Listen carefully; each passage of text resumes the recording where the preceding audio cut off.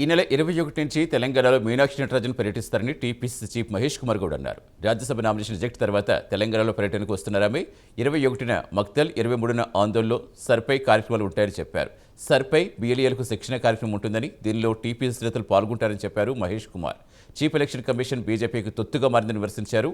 మతత్వ పార్టీలు ప్రయోజనం చేకూరేలా సర్ ప్రక్రియ నిర్వహించే కుట్ర జరుగుతోందని సంగారెడ్డిలో తెలిపారు.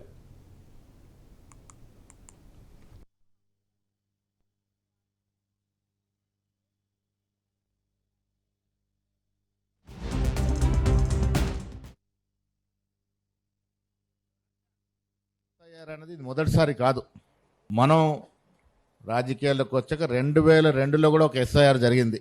2002లో నిజాయితీ పరులు లింగో ఆధ్వర్యంలో జరిగిన ఎస్ఐఆర్ ఒక్కొక్క ఓటును జోడించు పోస్తే ఇవాళ బీజేపీకి తొత్తుగా మారినటువంటి చీఫ్ ఎలక్షన్ కమిషన్ ఆధ్వర్యంలో జరుగుతున్న ఎస్ఐఆర్ ఒక్కొక్క ఓటును తొలగిస్తూ ఉంది. ఇటీవల తాజా ఉదాహరణ వెస్ట్ బెంగాల్లో చూసాం. చాలా సర్వేలు చూస్తే దీది మళ్ళీ వస్తుందని చెప్పారు. ఎందుకు తారుమారైంది? అక్కడ ఎస్ఐఆర్ పేరిట 92 లక్షల ఓట్లు తొలగించారు. అక్షరాల 92 లక్షల ఓట్లు. గ్రామాల్లో కూడా బిఎల్ఎల్ని తర్ఫీదు ఇచ్చి సరైన సమయంలో సకాలంలో స్పందించి ఒక్కొక్క ఓటును జోడించే కార్యక్రమాన్ని చేపడతాం. బిఎల్ఏ పవర్ తెలుసుకోవాలి. ఇటీవల మీనాక్షి నటరాజన్ గారి యొక్క నామినేషన్ తిరస్కరణకు గురైంది.